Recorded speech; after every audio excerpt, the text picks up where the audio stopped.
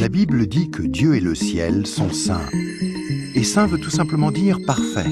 Il est capital de comprendre que Dieu ne peut rien laisser d'imparfait entrer au ciel. Sinon, ce ne serait plus le ciel. La Bible dit aussi que nous avons tous un corps et une âme. À notre mort, notre corps est enterré ou incinéré. Mais notre âme, le vrai nous, vit pour toujours, soit au ciel, soit en enfer. Malheureusement, nous avons un problème, car la Bible dit que si nous avons enfreint une seule des lois de Dieu, par exemple, si nous avons menti une fois, triché une fois, détesté une fois, juste une fois, comme nous l'avons tous fait, soyons honnêtes, alors notre âme devient imparfaite et nous ne pouvons pas entrer au ciel. Connais-tu quelqu'un qui n'a jamais enfreint une seule des lois de Dieu? La réponse est évidemment non. Alors, voilà notre problème. Nous avons tous enfreint les lois de Dieu, c'est pourquoi nous avons tous une âme imparfaite. Ainsi, si à notre mort, notre âme peut aller soit au ciel, soit en enfer, mais que pour aller au ciel, nous devons avoir un casier judiciaire vierge, et aucun d'entre nous n'en avons un, alors cela signifie que nous allons tout droit en enfer. Cela peut sembler dur, et tu te demandes peut-être comment un Dieu plein d'amour a pu créer un lieu tel que l'enfer, et comment peut-il en plus y envoyer des gens? Alors pensons-y dans ce sens. Pense à quelqu'un que tu aimes vraiment. Maintenant, imagine que cette personne ait été assassinée. L'assassin est arrêté et plaide coupable. Mais tu es horrifié lorsque le juge dit « C'est très mal ce que vous avez fait. Mais parce que je suis un juge plein d'amour, je vais vous faire relâcher. » Tu serais très fâché, n'est-ce pas? Pourquoi? Parce que tu sais que lorsque quelqu'un enfreint la loi, il doit être puni. Sinon, il n'y a pas de justice. Donc l'enfer n'est pas une question d'amour, mais de justice. Examinons 3 questions pour comprendre pourquoi il y a ce lieu qui s'appelle l'enfer. As-tu déjà menti une fois dans ta vie? La réponse est sûrement oui, même si ce n'est qu'un petit mensonge. Si tu as menti une seule fois, alors tu es coupable de mensonge. As-tu déjà pris quelque chose qui ne t'appartient pas? Par exemple, es-tu déjà arrivé en retard au travail ou es-tu déjà parti trop tôt en étant quand même payé? As-tu déjà utilisé le téléphone du patron ou la photocopieuse sans demander la permission ou ramené un stylo du bureau à la maison? Tout ceci, bien sûr, est du vol. La plupart des gens ont pris quelque chose qui ne leur appartient pas, ce qui les rend coupables de vol. Penses-tu que Dieu va laisser un groupe de voleurs menteurs comme nous aller au ciel? C'est peu probable, car s'il le faisait, il serait comme le juge injuste qui n'a pas condamné l'assassin de la personne que tu aimais. Il n'y a pas 36 solutions. Mais beaucoup diront « Attends un peu, je suis quelqu'un de bien ».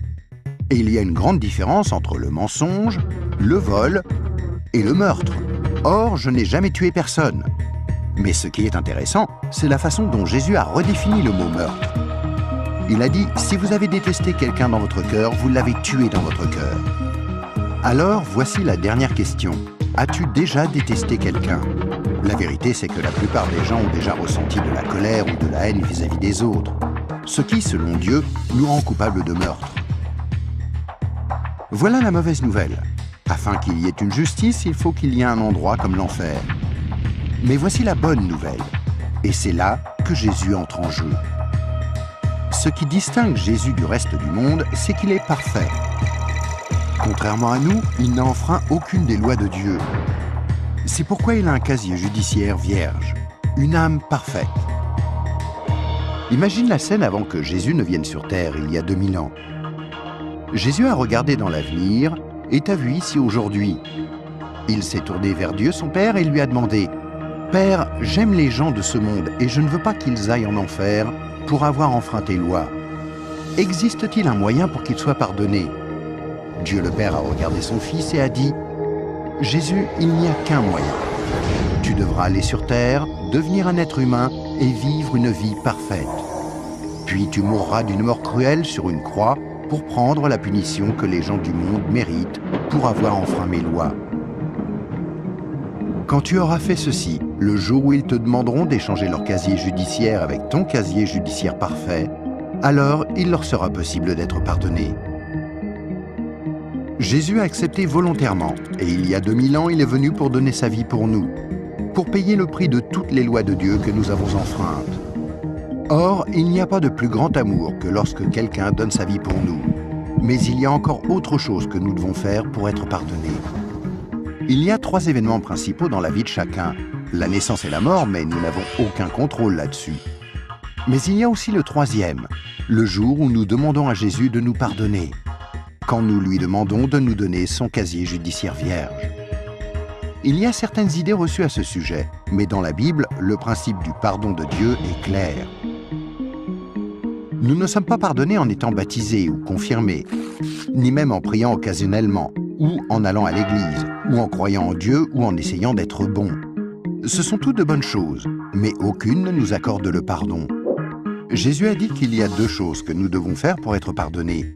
La première est que nous devons avoir la volonté de nous détourner de tout ce que nous savons être mal et demander pardon à Dieu.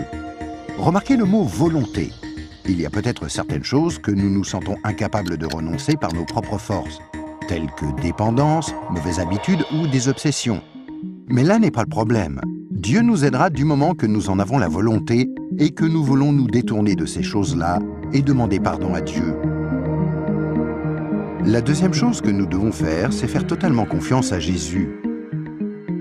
Si Dieu t'a créé, ainsi que l'univers tout entier, ne penses-tu pas qu'il mérite d'être la personne au centre de ta vie? Faire totalement confiance, c'est reconnaître que Jésus est ton sauveur et accepter de le suivre. Quand tu es né, c'est comme si Dieu avait ouvert un livre sur ta vie. Maintenant, garde en tête que Dieu voit tout ce que tu fais. Il connaît chaque attitude, chaque pensée, chaque motif et chaque action. À chaque fois que nous brisons juste une des lois de Dieu, c'est écrit dans ce livre. Tu imagines bien qu'à la fin de nos vies, il y a toute une bibliothèque de livres contre nous. Mais quand tu te tournes vers Jésus et que tu lui fais confiance, il se passe quelque chose d'incroyable. C'est comme si Jésus prenait ton livre et se tenait en haut d'une falaise et déchirait toutes les pages. Le casier judiciaire entier de tout ce que tu as fait de mal et les jeter dans la mer la plus profonde. Il promet de ne plus jamais se rappeler de toutes ces choses. Jésus prend ensuite une copie de son casier judiciaire vierge que tu lui as demandé de te donner et il la glisse entre les 2 couvertures du livre où ton nom est inscrit. Ce nouveau livre est gardé précieusement au ciel. Le miracle est que l'on ne touche plus à ton livre à partir du moment où tu demandes à Jésus de te pardonner et jusqu'à ta mort. Même si tu fais des erreurs et brises encore les lois de Dieu. Devenir un chrétien ne te rend pas parfait sur le coup, et tu ne peux pas non plus dire une prière rapide et ensuite retourner à ton ancienne manière de vivre. Rappelle-toi, Dieu t'a pardonné pour toujours quand tu lui as demandé le casier judiciaire vierge de Jésus. Tout ce qu'il demande, c'est que tu lui soumettes tout et le laisses te purifier jour après jour. Quand tu mourras, tu passeras en jugement devant Dieu. Il ordonnera à ses anges d'aller chercher ton livre. Il l'ouvrira et dira « Cette personne était parfaite ». Et tu répondras « Non, je ne l'étais pas. J'ai enfreint tes lois. Est-ce que je ne mérite pas d'aller en enfer ?» Et Jésus te dira « Selon la justice, tu mérites d'aller en enfer.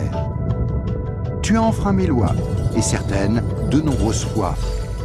Mais, mon enfant, tu as mon casier judiciaire vierge. Celui que je t'ai donné quand tu t'es tourné vers moi et que tu m'as fait confiance, et je t'ai pardonné. Bienvenue au ciel. » C'est pourquoi Jésus est si merveilleux.